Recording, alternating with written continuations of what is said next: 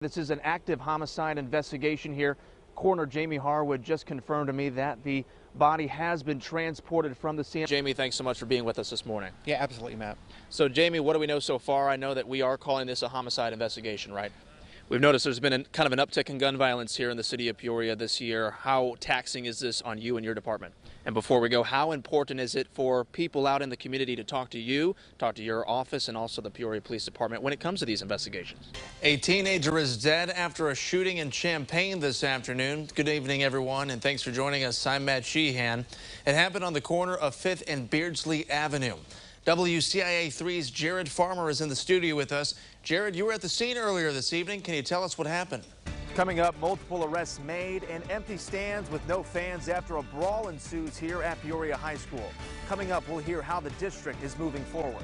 An investigation with Peoria Public Schools personnel is ongoing. Peoria police detectives are also looking for other people, trying to identify them to end up arresting them. Good morning, Kyrie. Yes, I'm joined live here by Dr. Sheehan, the superintendent of Peoria Public Schools. We're going to talk about Friday and back to where we are today. Dr. Karat, thanks so much for being with us this morning. First breaking news now. A gun incident leads to Peoria High School going on lockdown. Our own Demetria Sanders is live outside the high school, who just spoke to a mother who says that her child tackled the person with a gun. A man was sent to the hospital after a shooting early this morning in Champaign. Police were near East Main and North Walnut Streets when they heard gunshots. 620 days, that's how long it's been since the Peoria Chiefs have been home here at Dozer Park. Tonight is the home opener. And you were just telling me you're from St. Louis. Are you a Cardinals fan? I am, so I'm not excited about how they're doing. They've been just horrible lately. The White Sox, though, they've been looking great. All right, Jacob, well, thanks for keeping an eye on that. Definitely not looking forward to all the humidity coming our way. Yeah, it's going to be a very sticky week ahead. All right, thanks. Well, if you're still looking for something to do tonight, we've got you covered with where you can find some live food, music. Cirque Italia is in town. It's a pirate show full of water adventures, clowns, aerialists, and much more.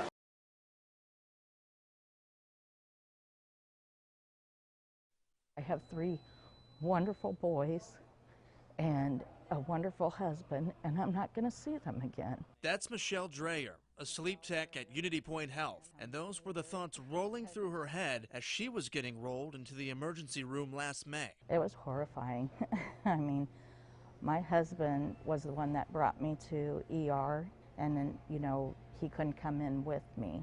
Michelle was on a ventilator for 5 days, having to rely on her doctor to communicate with her family. She says she lost her hair from COVID and to this day still deals with brain fog. But the worst part, she says, not knowing if you were ever going to see your family again. And she's not alone. Yancey Reynolds, an active 49-year-old, contracted the virus just before Christmas. Yancey tells me she's starting to get back to normal, but there's still a lot of challenges she faces on a daily basis. Memory loss, stamina, fatigue, just not really able to be myself yet. Yancey was in the hospital for a few days and then put on oxygen afterwards. Her message for Illinoisans: still take it serious, still be cautious. And while just months ago we thought our hospitals would be overrun with COVID patients, I was afraid I was going to say, we can't care for that patient.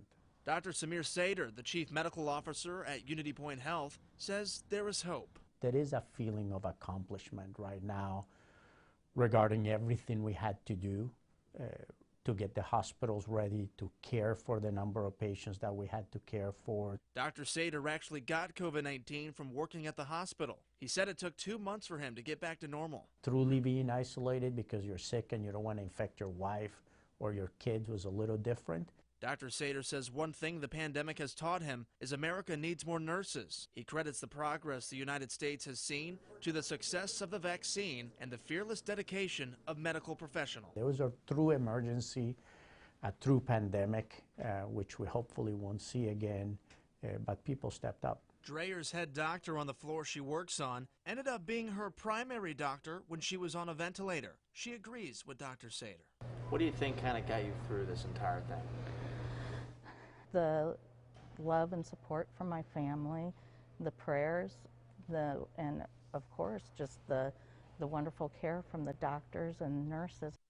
It's a parent's worst nightmare. So far in 2020, there's been more infant deaths than in 2018 and 2019 combined.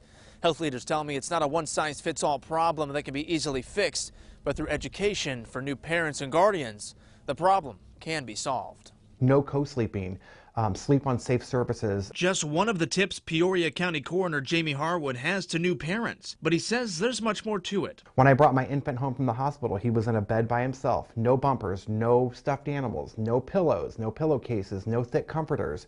It was just a thin blanket from the hospital and on the flat surface on the back. And that's how kids should sleep, period. Dr. Channing Petrak, medical director of the Pediatric Resource Center, says she's seen an uptick in infant deaths, which requires immediate action by the medical community in Peoria. We want people to understand why they need to put their baby on their back, why they need to be in a safe environment, why the car seat isn't a safe place to sleep. 10 infant deaths have been reported in the city of Peoria this year alone, sparking major concern from health leaders. Coroner Harwood came to me with this information because he says it needs to be shared. Dr. Petrak says a baby's airway is very small, actually even smaller than the diameter of a pencil. She says what was once known simply as SIDS, or sudden infant death syndrome, is now being lumped in with sudden unexplained infant deaths as a larger category. She and Coroner Harwood say this isn't the main problem they're seeing right now. Then there's, of course, the asphyxiation deaths in that category as well. 99% of our infant deaths that we've had this year is related to co-sleeping. So this caused Harwood, Dr. Petrak, and Battalion Chief Roland Tinley with the Peoria Fire Department to create a new coalition. Our goal is 0 infant deaths, and our message is going to be very bold. Our coalition is to stop infant deaths. You know, that's one less very traumatic scene that our providers have to respond to, and we've seen a lot of them this year. Dr. Petrak says it's unsafe for infants to sleep in swings, car seats, or any inclined sleeper. She says the safest way is just for infants to sleep on their backs. Dr. Petrak says if your child can sleep in a safe environment, then you can sleep more soundly too, knowing your kid's safe. For the investigators, I'm Matt Sheehan.